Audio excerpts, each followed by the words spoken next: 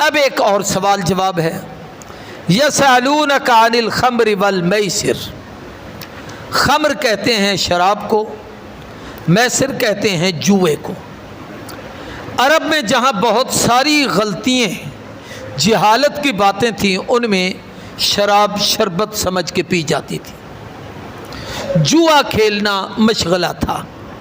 اب بھی ہمارے ہاں اور کوئی کام نہیں ہوتا، نوجوانوں کو بس جگہ تلاش کر رہے ہوتے ہیں بھی جہاں کے، اور کچھ نہیں تو آج کل یہ جتنی گیمیں ہیں ان پر جوا کھیلا جا رہا ہوتا ہے، اور باقاعدہ اس کے لیے تحفظات ہوتے ہیں۔ تو دونوں گناہ کے کام ہیں۔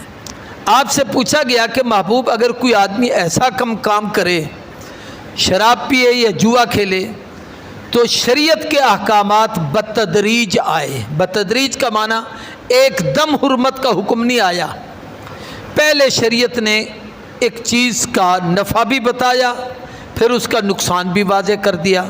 تو جن کو نقصان بھاری لگا انہوں نے نفع کو چھوڑ کر نقصان کو سامنے رکھ کے اس چیز سے توبہ طائب ہو گئے۔ یہی آیت ہے کہ شراب اور جوئے کے متعلق پوچھتے ہیں تو فرمائیے فیہما اسم کبیر، ان کے اندر گناہ تو بہت بڑا ہے، ومنافع للناس، اور نفع بھی ہیں لوگوں کے لیے، لیکن وہ اسمہما اکبر من نفعہما، ان کا گناہ ان کے نفع سے زیادہ ہے، اس لیے گناہ سے بچنا چاہیے۔ تو کچھ صحابہ نے اس کو چھوڑ دیا۔ پھر آگے 5ویں پارے میں ایک آیت آئے گی، یا ایھا الذین آمنوا لا تقربوا الصلاۃ وانتم سکارا، وہ بھی نشے کی حالت میں نماز پڑھ رہے تھے تو الفاظ زبان سے غلط نکل گئے۔ پھر صحابہ کو پابند کیا گیا کہ نشے کے ساتھ نماز نہ پڑھو، یوں نہیں کہا کہ نماز پڑھتے ہو نشہ نہ کرو، یوں نہیں کہا، نشے کے ساتھ نماز نہ پڑھو۔ تو پھر جن کو نماز محبوب تھی انہوں نے نشے ہی چھوڑ دیا۔ اب جب نشے کے خلاف اتنی مزاج بن گیا تو پھر شریعت کا وہ آخری حکم آیا جو 7ویں پارے میں ہے، انما الخمر والمیسر والانصاب والازلام رجس من عمل الشیطان، شراب، جوا اور مختلف بد کرداریاں یہ اسلام میں حرام ہیں، ان سے بچو، یہ رجس اور ناپاک اور گندے کام ہیں جو تمہارے توبہ سے بھی پاک نہیں ہوتے۔ تو فرمایا شراب اور جوے کے متعلق پوچھتے ہیں تو آپ ان کو کہیے ان میں گناہ بھی ہے، ظاہراً نفع بھی ہے۔ شراب میں کیا نفع ہے؟ پی کے آدمی وہی ہے نا جی، ذہنی سکون مل گیا، دماغ فاتر العقل ہو گیا، ماں بہن بیٹی کی تمیز نہیں، ظاہری طور پر یہ ہے کہ لذت حاصل کر رہا ہے، تو یہ کوئی فائدہ نہیں ہے۔ اور پھر اس طریقے سے جوئے میں یہ ہے کہ چلو کچھ تو بچت ہو گئی نا، کچھ تو جیت لیا ہے، لیکن جب دھچکا لگتا ہے تو پھر وہ سارا کچھ ختم ہو جاتا ہے۔ تو فرمایا اس کے گناہ اس کے نفع سے زیادہ وزنی ہے۔ پھر ایک اور سوال آیا، یسألونک ماذا ینفقون، یہی سوال بیانی پہلے ہے کہ آپ سے سوال کرتے ہیں، عمر ابن جموع نے پوچھا تھا کیا خرچ کروں، یہاں بھی وہی ہے کیا خرچ کریں۔ تو دونوں سوالوں میں فرق ہے کہ آگے وہاں سائل کے ذہن میں یہ تھا کہ جو میں نکالتا ہوں دینا چاہتا ہوں کس کس کو دوں، تو قرآن نے وہاں مصارف بتائے تھے، والدین کو دو، قریبی رشتہ داروں کو دو، یتیموں کو دو، مسکینوں کو دو۔ اور یہاں پر سائل کے دماغ میں یہ ہے کہ کتنی مقدار میں خرچ کروں، کتنا دوں، تھوڑا دوں، زیادہ دوں، میں اللہ کے راستے میں دینے کے لیے کتنا بچاؤں۔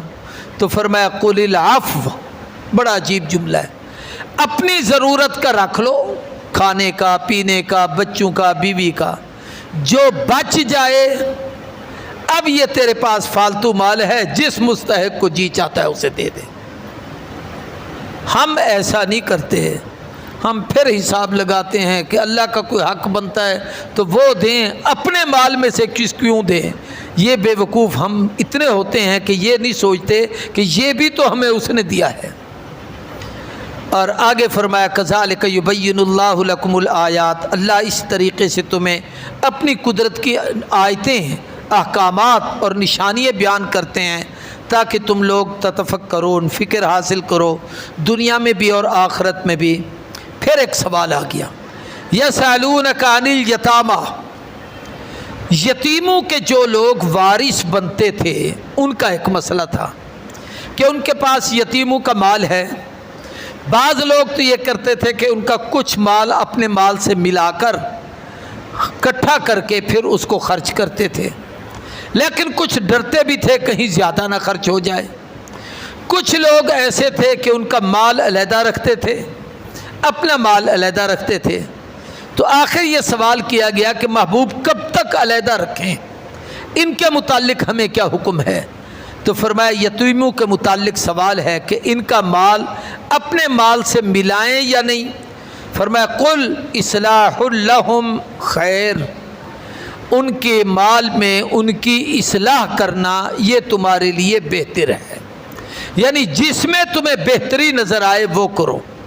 اب رہا ان کے ساتھ ملنا ان کے مال کو اپنے مال کے ساتھ، فَإِن تُخَالِطُوهُمْ فَإِخْوَانُكُمْ، اگر اتنا لے لیتے ہو ان کا مال اپنے مال میں ملا لیتے ہو جتنی ان کی استطاعت ضرورت اور ان کا کھانا پینا ہے تو کوئی بات نہیں، تمہارے بھائی ہیں، تم 4 آدمی تھے تو 8 روٹیاں تمہاری 2 روٹیاں اس کی، تو اتنا آٹا تم نے اس کے آٹے سے لے کر ادھر ملا لیا، کٹھا پکا لیا، کھا لیا. اگر یہ 1.5 کھا کے آدھی چھوڑ گیا ہے یا 2.5 کھا لیا ہے تو ایک دوسرے کے ساتھ اتنا برتاؤ تو ہر آدمی کر لیتا ہے، یہ تو جائز ہے. فرمایا واللہ یعلم المفسد من المصلح، اللہ خوب جانتے ہیں فساد کرنے والے کو اصلاح کرنے والے سے. ولو شاء اللہ، اور اگر اللہ چاہتے لأعنتکم، تمہیں تکلیف میں مبتلا کر دیتے، پابند کر دیتے، یتیم کی ایک دمڑی بھی اپنے ساتھ نہیں ملا سکتے. واللہ عزیز الحکیم، اللہ غالب حکمت والے. آگے پھر ایک اور مسئلہ سامنے آیا ہے، اس کو قرآن نے جامع کر کے بیان کیا ہے، وہ ہے نکاح کا مسئلہ، کہ اہل ایمان کے ساتھ نکاح کریں، مشرک کے ساتھ نکاح کریں. اس لیے کسی مومن مرد کو مشرکہ عورت کے ساتھ اور کسی کسی مومنہ عورت کو کسی مشرک مرد کے ساتھ، کسی مومن مرد کو کسی مشرکہ عورت کے ساتھ نکاح کی اجازت نہیں ہے. تو اللہ فرماتے ہیں وَلَا تَنْكِحُوا الْمُشْرِكَاتِ، نہ نکاح کریں مشرک عورتیں حتیٰ یؤمننا، حتیٰ کہ جس آدمی سے نکاح کرنا چاہتی ہو وہ کلمہ پڑھ کے مسلمان ہو جائے، پھر اس کے ساتھ نکاح کر لو. وَلَأَمَةٌ مُؤْمِنَةٌ خَيْرٌ مِّن مُشْرِكَةٍ، اور ایک باندھی کے ساتھ نکاح کرنا یہ بہتر ہے تمہارے لیے کہ کسی مشرکہ عورت سے نکاح کرو. وَلَوْ أَعْجَبَتْكُمْ، اگرچہ تمہیں وہ پسندیدہ بھی ہے. وَلَا تَنْكِحُوا الْمُشْرِكِينَ، اور نہ نکاح کریں مشرکوں کے ساتھ حتیٰ یؤمنوا، حتیٰ کہ وہ لوگ ایمان لائیں. وَلَعَبْدٌ مُؤْمِنٌ، ایک عورت کے لیے ایک غلام کے ساتھ نکاح کرنا یہ بہتر ہے مشرک مرد سے، اگرچہ وہ مشرک اس کو پسند ہی کیوں نہ ہو. اولئک یدعون الی النار، یہ وہ لوگ جو مشرک تمہارے ساتھ نکاح کرتے ہیں یا اپنے رشتوں کی تمہیں فرمائشیں دیتے ہیں، جیسے اب بھی قادیانی ہوں، بہائی ہوں، یا اس قسم کے کئی فرقے لوگوں کو شادی کا جھانسا دے کر اپنے مسلک میں لے جا کر اور ان کو اسلام سے اور دین سے دور کرتے ہیں. تو فرمایا یہ تمہیں بلاتے ہیں جہنم کی آگ کی طرف. واللہ یدعو الی الجنہ، اللہ تمہیں بلاتے ہیں جنت کی طرف. والمغفرہ، اور آخرت کی بخشش کی طرف. بِإِذْنِهِ، اللہ کے حکم سے اللہ کے نبی تمہیں بلا رہے ہیں. وَيُبَيِّنُ آیَاتِهِ، اور اللہ بیان کرتے ہیں اپنی آیتیں لوگوں کے لیے. لَعَلَّهُمْ يَتَذَكَّرُونَ، تاکہ وہ لوگ نصیحت حاصل کریں. یہ سوالات کا سلسلہ جاری ہے، تو آگے پھر وہی ایک سوال آ رہا ہے، انشاءاللہ اگلے ہفتے اس پر گفتگو ہوگی.